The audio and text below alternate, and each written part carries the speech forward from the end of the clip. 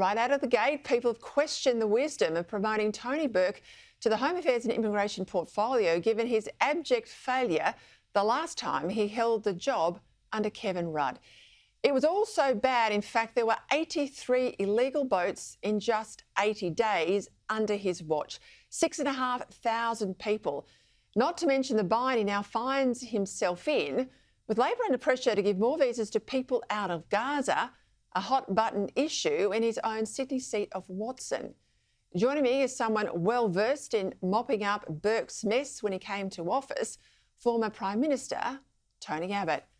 Well, I called the Prime Minister, Anthony Albanese, shameless a little earlier in the show in his defence of Tony Burke, because you can't hide from that record. You're right, Peter.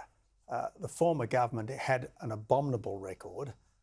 Under the former government, we had 1,000 boats, 50,000 illegal arrivals by sea and more than 1,000 deaths at sea.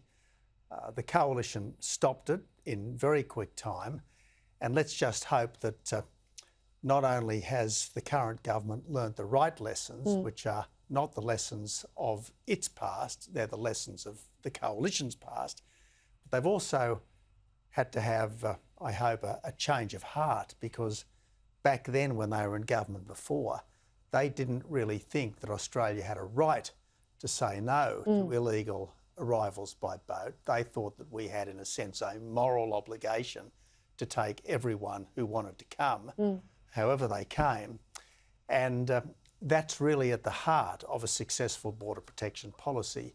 You have got to understand that your first duty is not to the wretched of the earth. Your first duty is to Australia and its existing citizens. And over time, your duty is to maintain basically the character and the nature of our country. And that, I hope, is something that senior people in this government accept now, because when they were in government before, they didn't. They've cancelled TPVs though. The PM's weak on turning boats around.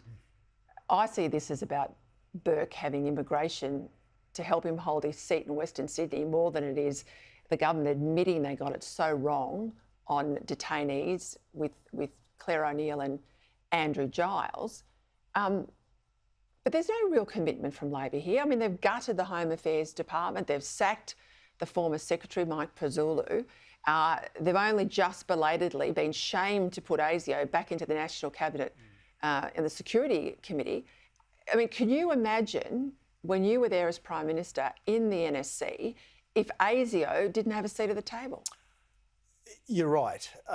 It doesn't make sense to run a National Security Committee without having all your security agencies at the table. But just to go back for a moment, Peter, for Tony Burke to have any credibility as a new immigration minister or a new border protection minister, he's really got to begin with a bit of an apology, frankly, for his previous record. And I think a full account of what he did wrong then and how it's going to be different now, and what he's learned from the successful management of our borders by the intervening coalition government, without an apology for the poor performance of the former government, given that he was one of the poorest of the poor performers amongst those immigration ministers.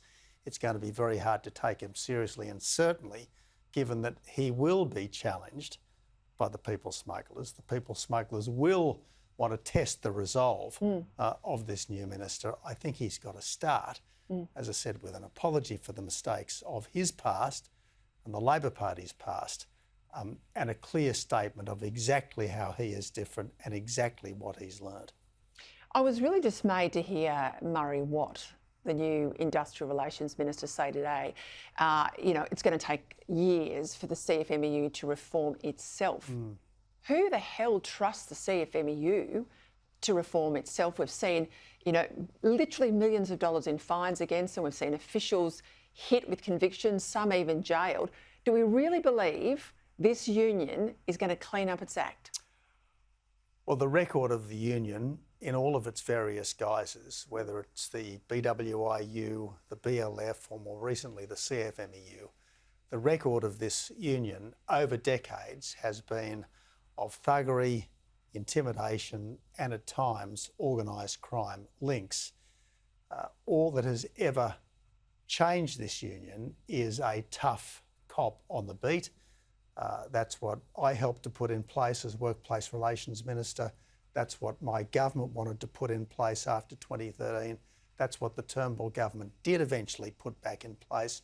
And almost the first act of the current government was to abolish that tough cop on the beat. This was a tough cop on the beat that prosecuted literally dozens of CFMEU officials, imposed something like $16 million worth of fines on this rogue union. And it's very hard to believe that a government which has run a protection racket for a crooked union is suddenly going to change just because Channel 9 has, to its credit, broadcast a dramatic footage, sting footage, in a way that previous royal commissions and police prosecutions and what have you, ABCC prosecutions couldn't. Just quickly, I mean, you know what it's like to fight from opposition against a first-term government. You almost got there against Julia Gillard, lost the negotiation with those two rogues, but things are getting tight for the government. Peter Dutton now in recent polls is ahead. Can he do it? Can he win the next election? Look, not only can Peter Dutton win the next election, but I think that if he does win the next election, he has every potential to be Howard Mark II. And frankly, that's what our country needs. It needs a significant period of strong, stable, centre-right government that respects our country and its institutions, is not trying to change the country, but is trying to, as it were, strengthen and reinforce all of the wonderful things that make us such a great country. And to his good fortune, he hasn't got a Malcolm Turnbull in his cabinet. Tony Abbott, thank you.